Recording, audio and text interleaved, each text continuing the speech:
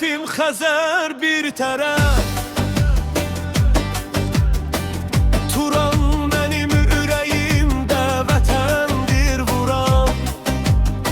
Üç rəngli bayrağım göydə süzəndə,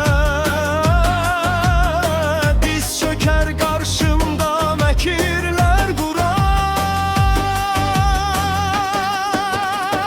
Mən Türkəm, bu mənim uca şərəfim, vətəndir mənzilim, odur hədəfim.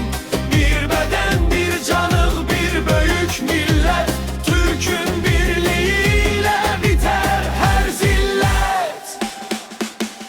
Ana torpaq bizə əmanət qaldı, atalar bu yolda canını qoydu. Nə qədər ki canda nəfəsimiz var, vətən namusumuz andımız oldu. Mən Türkəm, bu mənim uca şərəfim. Mən Türkəm, bu mənim uca şərəfim. Mən Türkəm, bu mənim uca şərəfim. Mən Türkəm, bu mənim uca şərəfim.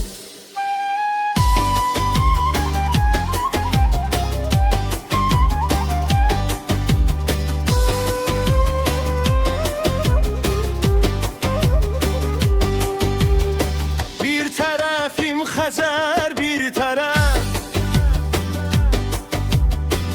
Turan mənim ürəyimdə vətəndir vuran. Üç rəngli bayrağım göydə süzəndə,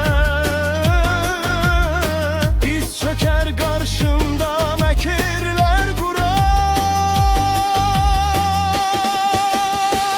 Mən Türkəm, bu mənim uca şərəfim, vətəndir mənzilim, odur hədəfim. Bir bədən, bir canıq, bir böyük millət, Türkün birliyi ilə bitər hər zillət. Ana torpaq bizə əmanət qaldı, atalar bu yolda canını qoydu. Nə qədər ki canda nəfəsimiz var, vətən namusumuz andımız oldu.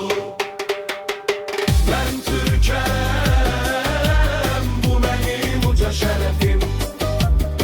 Mən Türkəm, bu mənim uca şərəfim.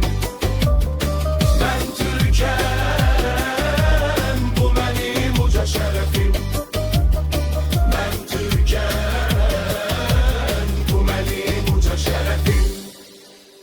Mən Türkəm, bu mənim uca şərəfim. Mən Türkəm, bu mənim uca şərəfim.